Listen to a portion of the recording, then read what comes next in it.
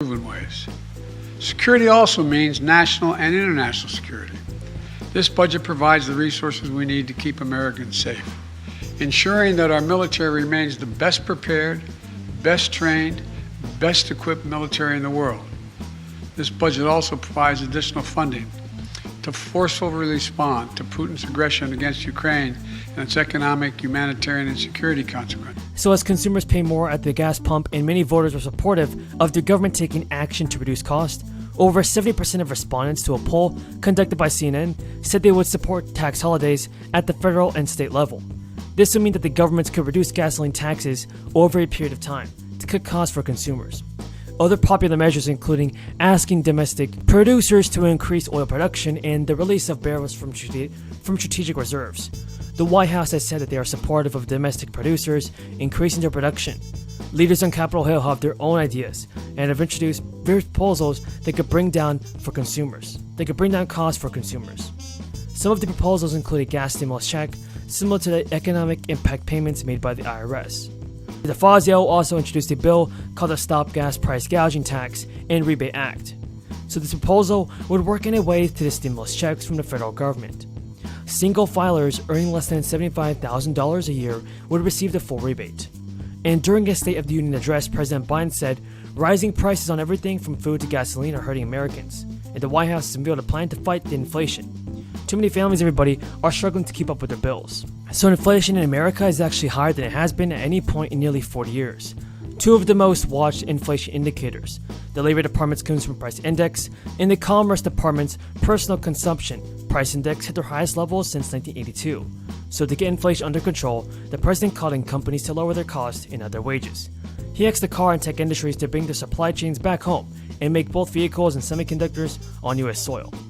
So, White House Press Secretary Jen Psaki also told reporters that the White House will look into the possibility of doubling up payments if Congress passes President Biden's bill this month. The plan would continue this monthly child tax credit through 2022. Jen Psaki told reporters, if we get it done in January, we would talk to Treasury officials and others about doing double-digit payments as an option. The president wants to see this move forward. It's a priority for him as Congress returns. So the total child tax credit is $3,600 for each child under 6 and $3,000 for each child ages 6 to 17. So folks, hopefully President Biden can do something about this and send out stimulus. The world has changed. In addition to dealing with terrorist organizations, for the second quarter of the 21st century, we're once again facing increased competition from other nation states, China and Russia, which are going to require investments to make things like space and cyber and other advanced capabilities, including hypersonics. And this will be among the largest investments in our national security in history. Some people don't like the increase, but we're in a different world today. America is more prosperous, more successful, and more just when it is more secure. We can restore fiscal responsibility and safeguard our security at home and abroad while meeting the third value, what I call building a better America. Let's provide universal preschool, cap the cost of child care at 7% of a family's income. Like many families, that would cut the cost of child care in half. It'll make college more affordable. My budget doubles the maximum Pell Grant. Families making under $50,000 a year to nearly $13,000 and helps more than 8 million students who rely on Pell Grants pay for college. My budget invests in building more homes to keep us up to deal with the skyrocketing cost of housing for the middle class and the poor. My budget lowers family energy costs with tax credits to help people make their homes more efficient. Research and development to broaden the reach of solar and build a clean energy future. My budget also invests in other areas of bipartisan common good. I call them unity agendas. I spoke to them at the State of the Union. Beating the opioid epidemic, taking on challenges of mental health, supporting our veterans, and ending cancer as we know it. This budget includes investments to get Americans the mental health services they need, and we need them.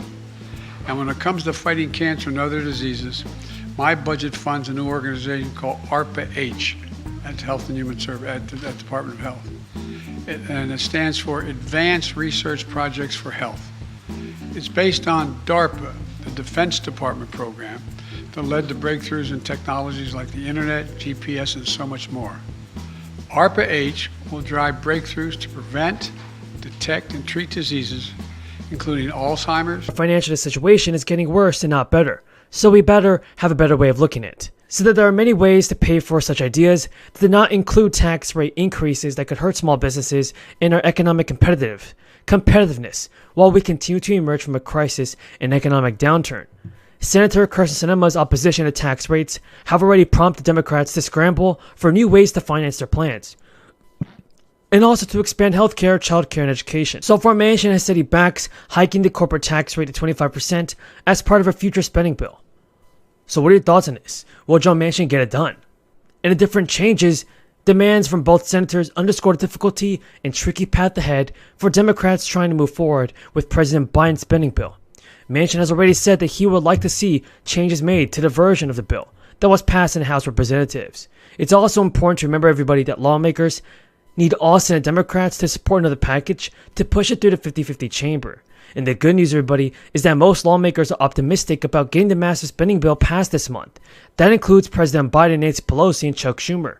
During a recent interview with Politico, the Commerce Secretary said that Joe Manchin is gettable on a revised Build Back Better package and in a key part of President Biden's domestic agenda.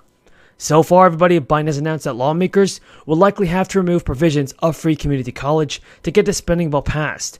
And during a news conference, Biden said, "I think we can break the package up."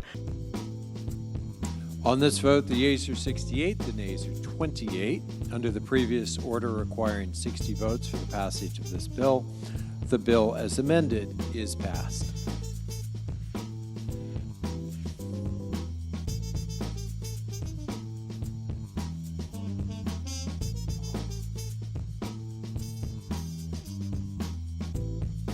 Mr. Speaker, Majority Leader, The Senator from Arizona. I ask unanimous consent that the Senate be in a period of morning business with senators permitted to speak therein for up to 2 minutes each. Without objection.